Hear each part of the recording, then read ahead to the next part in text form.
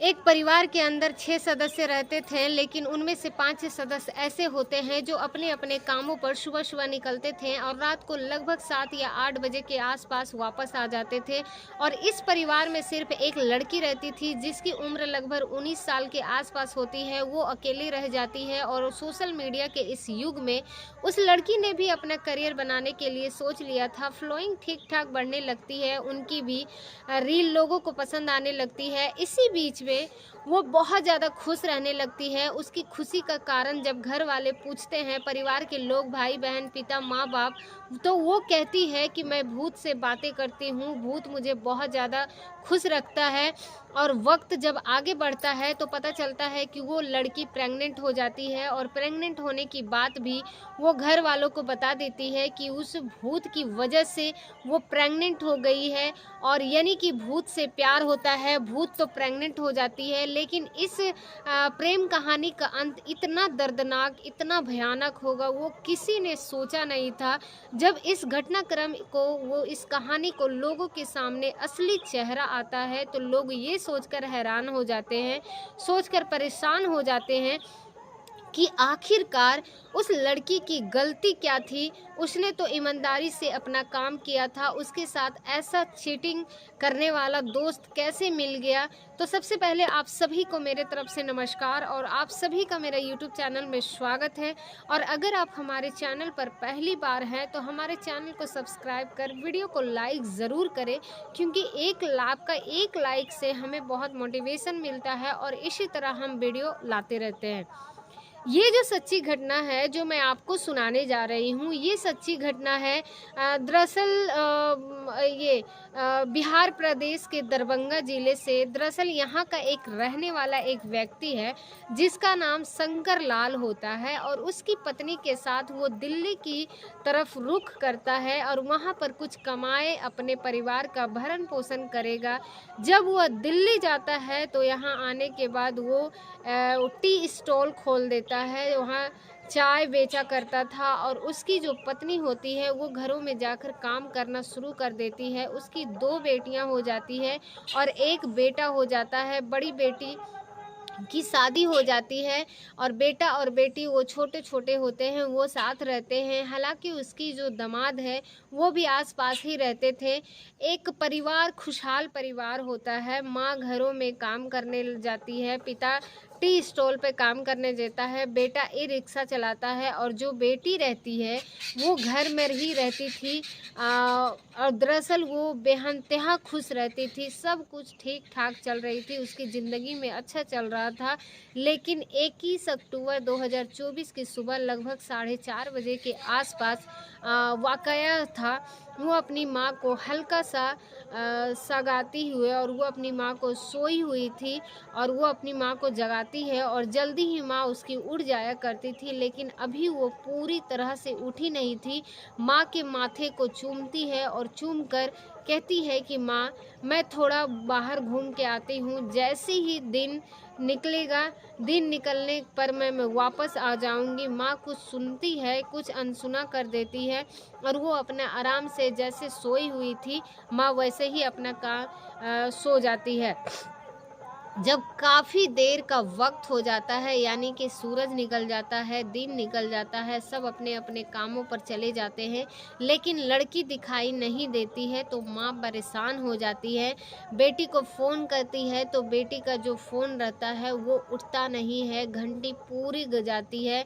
पू फिर बेटा ट्राई करता है, यानी कि उसका भाई मनीष सिंह भी ट्राई करता है। बेटी का नाम सोनिया उर्फ़ सोना होता है, जो लगातार सोनिया को फ़ोन किए जा रहे थे।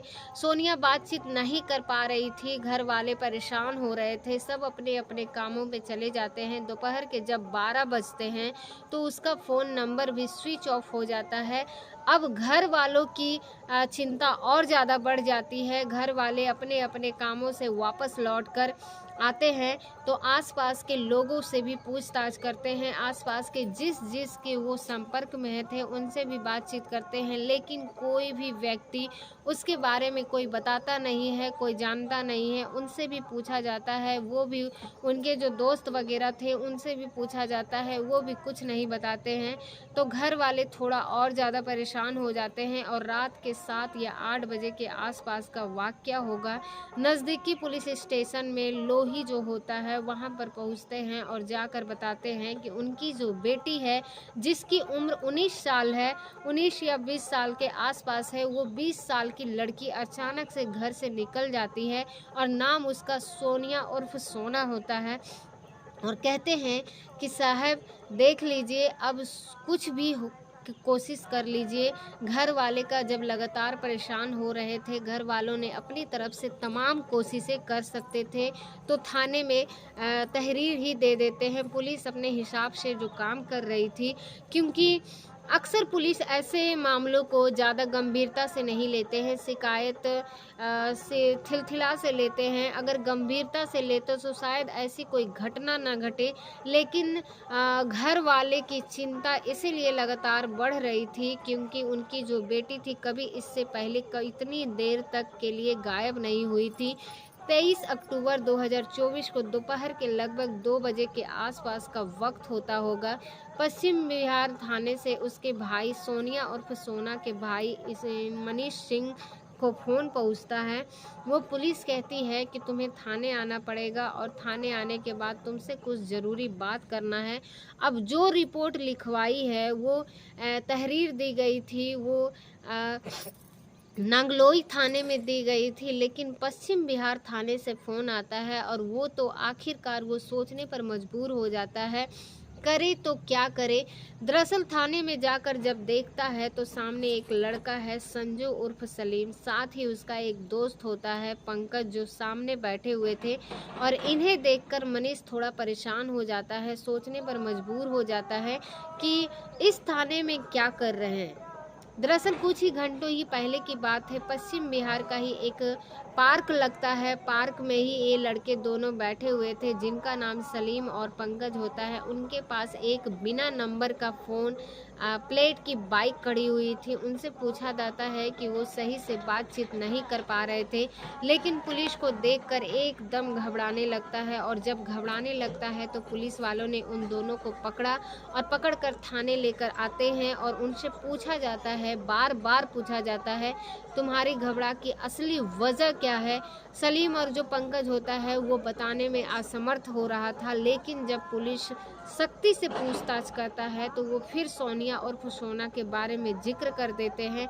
जैसे ही जिक्र करते हैं उसके भाई मनीष सिंह को बुलाया जाता है और मनीष सिंह मौके पर पहुंच जाता है। उससे बातचीत करने की कोशिश की जाती है कि मेरी बहन कहाँ है, हो ना हो तुम्हारे पास है, तुमने उसको कहाँ छुपा के रखा है, कहीं न कहीं कुछ न कुछ तो बात है। मनीष सिंह बार बार इस अपनी बहन के बारे में पूछता है, लेकिन सलीम कुछ बोलने को तैयार नहीं होता है। जब सलीम बोलने को तैयार नहीं होता है तो उसकी चिंता और बढ़ जाती है। पुलिस सख्ती से पूछताछ करती है तो वो कहता है कि शाम तक आ जाएगी, बस कुछ वक्त दे दीजिए। और वहाँ से जाने का तमाम बहाने का बना रहा था, लेकिन पुलिस ने कहा कि तुम यहीं रहोगे और जब तक नहीं बताओगे कि कहाँ है, हम तब तक तुम्हें नहीं छोड़ेंगे। आखिरकार एक और रात बीत जाती है, यानी कि 24 अक्टूबर 2024 आ जाता है और पुलिस जब उससे सख्ती से पूछताछ करती है तब जाकर वो टूटता है और कहता है कि दिल्ली से लगभग 80 किलोमीटर दूर हरियाणा का एक जगह है रोहतांग। रोहतांग के पास एक गांव लगता है मदीना। दरअसल आपको मदीना चलना पड़ेगा। जब मदीना गांव की तरफ जाते हैं तो पुलिस वाले साथ जाते हैं। उसके बाद जो एक जगह दिखता है उससे इशारा करते हैं। एक गड्ढा था जो ताजी खोदा हुआ था और उस गड्ढे को देखकर पुलिस वाले, घर वाले सब के सब परेशान हो जाते हैं। अब यहाँ से साफ साफ अंदाज़ा लग चुका था कि कोई ना कोई ऐसी अप्रिय घटना हुई है सोनिया के साथ जिसकी कोई कल्पना नहीं कर सकते हैं। इस गड्ढे को जब खोजा जाता है तो 4-5 फुट की गहराई के अंदर एक लाश निकलती है और वो लाश कपड़ों के आधार पर उसकी शकल पहचान ली जाती है। तो पता चलता है कि ये सोनिया उर्फ सोना की लाश है। उसको पोस्टमार्टम के लिए भेज दिया जाता है और अब इस लड़के से पूछा जाता है कि आखिरकार तुमने इसकी हत्या क्यों की? क्या है हत्या की पीछे की वजह? वो नाम लेता है और दो साथियों का, और एक का नाम होता है पंकज, एक का नाम होता है ऋतिक, और खुद का जो नाम है उसका नाम होता है सलीम। अब सलीम यहाँ से एक और जगह जहाँ सोनिया रहती थी उससे लगभग 500 मीटर की दूरी पर रहता था। उसके पिता जो है ड्राइवर का काम करते थे, भाई उसका एक स्कूल में काम करता था। भाई की पिछले साल ही शादी हुई थी। बहुत ही शोर शराबे के साथ बताया जाता है। उनमें से एक हिंदू लड़की की शादी की थी और इस आसपास के लोगों को शादी का बहुत ज़्यादा ऐतराज़ था और खुद सलीम एक और लड़की से, सोनिया से नाम की लड़की होती है, उसी से प्यार कर बैठता है और वो लड़की लगभग 7 महीने की गर्भवती हो जाती है। जब उसकी गर्भवती होने के बारे में जब पूछा जाता है तो पता चलता है कि लगभग 1.5 साल पहले ही एक दूसरे से मिले थे।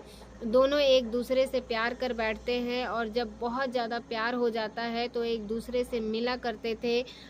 जब जब परिवार के लोग दूर चले जाया करते थे, अपने अपने कामों पर चले जाते थे, सलीम इसके घर पर पहुंच जाया करता था, फिर कहीं दूसरी जगह मुलाकात कर लिया करता था। कुल मिला के दोनों को फिजिकल रिलेशनशिप बन जाते हैं और अप्रैल 2024 में ये लड़की प्रेग्नेंट हो जाती है। और एक तरफ से सोशल मीडिया पर तो इतना एक्टिव थी, वो अपनी छोटी छोटी बातें शेयर किया करती थी। शुरुआत में उसने अपनी प्रेमी के साथ भूत बताया, उसमें लिखा हुआ था साफ साफ कि आई लव यू भूत। साथ ही वो अपने हाथ पर कहीं भी लिखा हुआ था, टेक्स्ट मैसेज में कहीं भी लिखा हुआ था, जहां देखो यह भूत के बारे में जिक्र किया करती थी। लेकिन वो भूत था, कौन था, उसने किसी भी इसके बारे में किसी को बताया नहीं था। यही दैनिक भास्कर की रिपोर्ट के बारे में बात करें तो उसने अपने माँ, भाई और मनीष सिंह थे उसको जुलाई 2024 में बता दिया था कि वो लगभग 4 महीने की गर्भवती है। और जैसे ही उसने बताया कि वो 4 महीने की गर्भवती हो चुकी है तो परिवार के लोग उसने ज़मीन खिसक जाती है और वो सोचने पर मजबूर हो जाते हैं, करे तो क्या करे, वो समझ नहीं पा रहे थे। तभी इस लड़के से बातचीत करने की कोशिश करते हैं, शादी की भी बात करते हैं, लेकिन जो लड़के की माँ होती है वो साफ साफ इनकार कर देती है और लड़की ये उसी लड़के का यानी कि सलीम की जो शादी करना चाहती थी और सलीम इसको धोखा दे रहा था, उससे दूर जाना चाहता था, उसके बार बार एरसन की बात करता था, एबॉर्शन का बात करता था, इसे गर्भपात करा दो, तो इसे गर्भपात कराने की बात करते थे। लड़की साफ साफ इनकार कर दिया करती थी और इस बात को देखते हुए आए दिन किसी न किसी बात पर विवाद हो जाता था।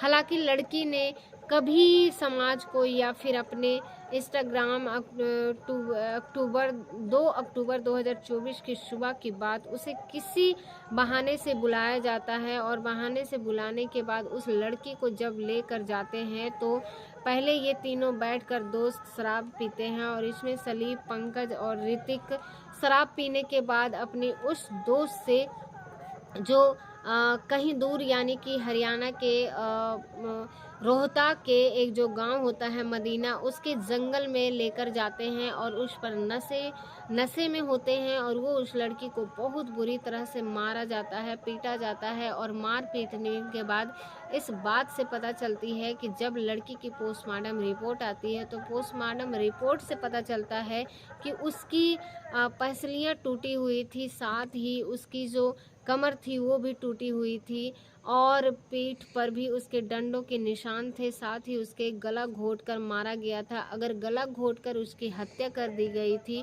तो दोस्तों से कहा जाता है कि इसे थोड़ा-सा गहराई में दफ़ना दिया था ताकि किसी को पता ना चल सके। लेकिन कहते हैं ना कि कत्ल हो या फिर किसी भी क्राइम हो, कितने भी शातिर तरीके से क्यों ना कर लिया जाए, लेकिन क्राइम कभी छिपाया नहीं जाता है। इसी बीच में जब इस घटनाक्रम को अंजाम दिया जाता है तो उसकी जो दफ़न कर रहे थे, गड्ढे में दबा रहे थे, तो इसी बीच में लड़के के पास फ़ोन आता है और फ़ोन आता है तो कहता है कि गड्ढा थोड़ा गहरा खोदना।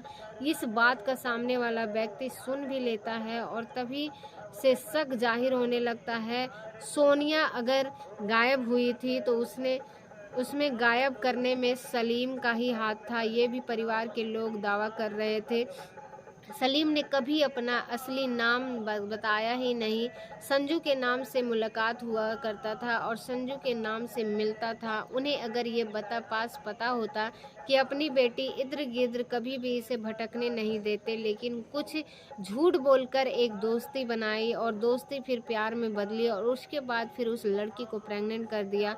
और घर वाले इस बात को लेकर बहुत ज़्यादा परेशान हो जाते थे। लेकिन पुलिस ने मीडिया कर्मियों से ये दावा किया कि परिवार वालों को पहले से ही इस बात का पता चल गया था, क्योंकि लगभग ये लड़की घर का है और वहाँ से 500 किलोमीटर की दूरी पर लड़के का भी था।